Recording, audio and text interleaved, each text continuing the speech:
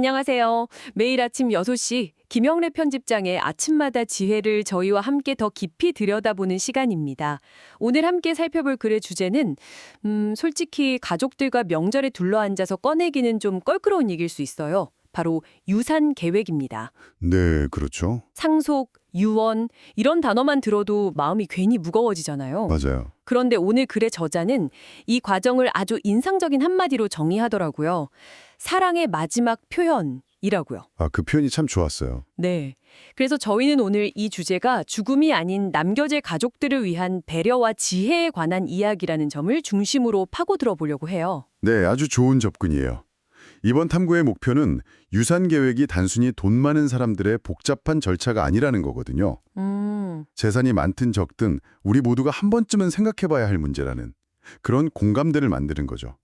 이 대화가 왜 이렇게 어렵고 또 어떻게 하면 이걸 현명하게 틀어갈 수 있을지 오늘 그 길을 한번 찾아보겠습니다. 좋습니다. 그럼 본론으로 바로 들어가서 이 이야기가 왜 이렇게나 어려운 걸까요?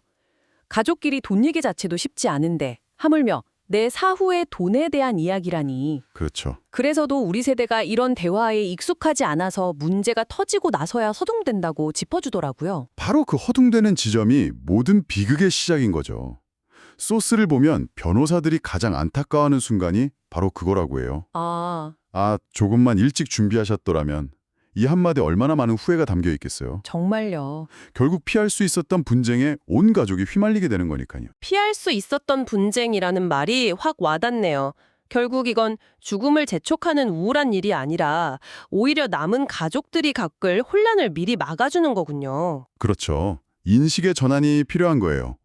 그래서 이걸 길을 열어주는 일이라고 표현했는데 정말 정확한 비유라고 생각해요. 길을 열어준다. 네, 많은 어르신들이 자식들한테 폐만 안 끼치면 된다고 생각하시잖아요. 맞아요. 다들 그러시죠. 바로 그 마음 때문에라도 미리 길을 터주는 준비가 필요한 셈이죠. 그러네요. 자, 그런데 여기서부터 문제가 정말 복잡해져요. 글에 나온 세 자녀를 둔 부모님 사례가 딱 현실적인 고민을 보여주는데요. 네, 유독 한 자녀에게만 수년간 병원비나 생활비를 더 지원해줬다는 거예요. 이걸 과연 상속분을 미리 준 것으로 봐야 할까요? 저 같아도 판단하기 정말 어려울 것 같아요. 이 질문이 바로 공평함이라는 단어가 얼마나 복잡한 개념인지를 보여주는 핵심이에요. 법에는 상속 공평의 원칙이라는 게 있지만 가족의 역사는 법전처럼 딱 잘라 말할 수 없잖아요. 그렇죠. 그래서 날카롭게 지적하듯이 중요한 건 얼마를 줬냐가 아니라 그 돈이 어떤 의미였냐는 거예요. 의미요. 그게 어떻게 다른 건가요? 예를 들어 자녀가 아파서 생존을 위해 꼭 필요했던 병원비 지원과 사업자금이나 집 살 돈처럼 자산을 불릴 기회를 준 증여는 그 성격이 완전히 다르다는 거죠. 그렇군요. 전자는 뭐랄까 부양의 의무에 가깝고 후자는 자산의 이전에 가까우니까요.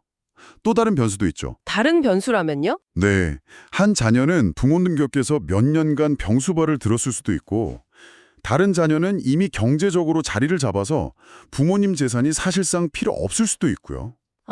듣고 보니 공평이 그냥 똑같이 나눈다라는 뜻이 아니었네요. 바로 그거죠. 오히려 각자의 상황과 기여를 모두 헤아리는 게 진짜 공평일 수 있겠어요. 이건 정말 고차원적인 지혜가 필요한 문제 같아요. 맞아요. 단순한 산수가 아니라 관계와 시간, 마음을 모두 고려해야 하는 종합 예술에 가깝죠. 그래서인지 많은 부모님들이 결국엔 에이, 머리 아프다. 그냥 똑같이 나누는 게 최고다. 이렇게 결론 내리신대요. 그렇죠. 사실 저라도 그럴 것 같아요. 그게 제일 깔끔하고 뒤탈 없어 보이잖아요. 네, 그게 갈등을 피하는 가장 간단한 방법인 건 분명해요. 그리고 그래서도 균등 분배가 부모의 사랑은 차별이 없다는 걸 보여주는 상징적인 효과가 있다고 하고요. 맞아요. 하지만 그래서는 그게 항상 최선은 아니라고 경고하죠. 항상 최선은 아니다. 네, 만약 한 자녀가 장애가 있거나 스스로 생계를 꾸리기 어려운 상황이라면요. 그때 기계적으로 똑같이 나누는 건 어쩌면 가장 도움이 절실한 자녀를 외면하는 결과가 될 수도 있어요. 가장 안전한 선택이 오히려 가장 무책임한 선택이 될 수도 있다는 거군요. 바로 그 지점이에요. 진짜 부모의 지혜는 모두에게 똑같은 걸 주는 게 아니라 각자에게 가장 필요한 걸 채워줄 방법을 고민하는 데서 발휘되는 거죠. 그리고 그 고민의 결과를 명확하게 설명해 줄 때 비로소 자녀들도 그 결정을 이해하고 받아들일 수 있게 되고요. 결국 모든 문제의 해결책은 명확함으로 귀결되는군요. 네. 만약 다른 설명 없이 한 자녀에게만 재산을 더 물려준다면 다른 자녀들은 평생 왜 나만 덜 사랑하셨을까? 이 질문을 가슴에 품고 살아갈 수도 있다는 글의 구절이 정말 아프게 다가왔어요. 맞아요. 그건 정말 돈 문제가 아니죠. 네, 이건 관계의 문제잖아요. 그래서 변호사들이 입을 모아 마음속의 뜻을 반드시 문서로 남기라고 조언하는 거예요. 여기서 재밌는 건 그 형식이 꼭 거창한 유언장일 필요만은 없다는 점이에요. 잠깐만요. 유언장이 아니어도 된다고요? 그럼 어떤 방법이 있는 거죠? 네, 저도 이 부분이 아주 인상적이었어요. 사전 증여 내용을 정리한 메모나 심지어 가족들이 모여서 나눈 대화를 기록한 가족 회의록 같은 것도. 가족 회의록이요? 네, 그런 것들이 나중에 아주 중요한 역할을 할 수 있대요. 핵심은 법적 효력이 아니라 당신의 결정 뒤에 어떤 생각과 마음이 있었는지 그 외를 남기는 거거든요. 아, 그래야 억측과 오해의 공간이 없어지는 거죠. 가족 회의록이다니 그건 정말 생각도 못했네요. 훨씬 인간적이고 따뜻하게 느껴져요. 그렇죠. 법적인 문서가 아니더라도 그런 소통의 노력이 있었다는 것 자체가 중요하다는 거군요. 맞아요. 그리고 이런 준비가 지금 특히 더 중요해진 이유가 있어요. 그래서 한국이 앞으로 20년, 30년간 사상 최대 규모의 자선 이전 시대를 맞이할 거라고 경고하거든요. 사상 최대 규모요? 네, 과거처럼 땅이나 집 몇 채가 전부가 아니라 이젠 주식, 펀드, 연금, 보험까지 재산의 형태가 훨씬 복잡해졌어요. 준비가 부족하면 다툼의 소지도 그만큼 커질 수밖에 없는 거죠. 그렇군요. 상황은 더 복잡해지는데 우리의 대화 방식은 과거에 머물러 있는 셈이네요. 아마 지금 들으시면서 우리 집도 비슷한데 하고 생각하시는 분들 많을 거예요. 많으실 거예요. 그럼 구체적으로 한국의 시니어들이 지금 당장 무엇부터 시작해야 할까요? 그래서 4가지 실질적인 조언을 제시하고 있던데요. 네, 아주 현실적인 조언들이죠. 첫 번째는 의외로 가장 기본에서 시작해요. 바로 정확한 부동산 권리 정리예요. 부동산 권리요? 네. 특히 오래된 집이나 땅은 등기부상 명의랑 실제 주인이 다른 경우가 비일비재하대요. 이게 나중에 상속 분쟁의 가장 큰 불씨가 되기 때문에 지금이라도 명의를 확실하게 정리해두는 게 첫걸음이라는 거죠. 하긴 수십 년 전의 서류가 제대로 남아있을 리가 없죠. 그 다음은요? 그 과거를 정리한다는 맥락에서 두 번째 조언이 이어져요. 바로 사전 증여 내역을 기록해두는 거예요. 아, 기록? 네. 자녀들 결혼할 때 집 사줄 때 보태준 돈들 있잖아요.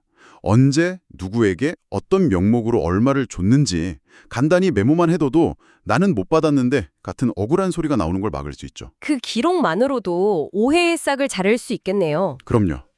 그 다음 단계는 현재의 자산을 파악하는 거겠죠? 맞습니다. 세 번째가 바로 재산의 현실적인 환산가치 파악이에요. 특히 부동산은 시가, 공시지가, 감정가, 기준이 제각각이라 아직 복잡해요. 아, 맞아요. 네, 미리 어떤 기준으로 나를지 정해두지 않으면 나중에 자녀들이 각자 자기한테 유리한 기준을 들이대면서 싸우게 될 수 있다는 거죠. 그렇겠네요. 네, 그래서 전문가와 상의해서 합리적인 기준을 정해두는 게 중요해요. 여기까지는 그래도 숫자로 계산할 수 있는 영역인 것 같아요. 그런데 마지막 4번째 조언은 정말 가장 민감하고 어려운 문제인 것 같아요. 네, 바로 가족의 돌봄 기여도를 고려하는 문제요. 이걸 돈으로 환산하기 시작하면 가족 관계가 정말 비즈니스처럼 변질될 위험도 있지 않을까요? 정말 어려운 문제죠. 그래서 글에서도 얼마로 계산할지보다 이 문제를 어떻게 논의할지에 초점을 맞춰요. 아, 논의하는 과정 자체요? 네. 수년간 부모님을 모신 자녀의 헌신을 다른 형제들이 인정하고 그 마음에 대해 어떻게 보답할지 다 함께 이야기하는 과정, 그 자체가 중요하다는 거예요. 그 대화를 통해 서로의 수고를 인정하고 고마움을 표현하는 것만으로도 미래의 갈등을 상당 부분 예방할 수 있거든요. 결국 이 모든 과정이 돈을 나누는 기술적인 절차가 아니라 가족의 역사를 존중하고 서로의 마음을 헤아리는 과정에 되어야 한다는 거네요. 정확해요. 돈은 그저 매개체일 뿐 진짜 핵심은 관계를 지키는 거죠. 오늘 김영래 편집장의 글을 통해 유산계획이라는 주제를 깊이 파고들어 보니 이건 정말 돈 문제가 아니라 평생을 이어온 관계의 마지막 장을 어떻게 쓸 것인가에 대한 문제라는 생각이 드네요. 네, 맞아요. 평생 자식을 위해 헌신한 부모의 마지막 배려가 바로 이 명확하고 사력 있는 정리라는 메시지가 마음에 깊이 남아요. 맞습니다. 유산 계획은 끝을 준비하는 게 아니라 사랑의 기억을 잘 남기기 위한 준비 과정이에요. 사랑의 기업? 네, 당신이 평생 쌓아온 지혜와 가치관이 오해 없이 자녀들에게 전해지고 그 덕분에 남은 가족들이 서로를 원망하는 대신 감사하며 살아갈 수 있게 돕는 마지막 선물이 될 수 있는 거죠. 오늘 이 이야기가 끝나고 잠시 이런 질문을 스스로에게 던져보시면 어떨까요?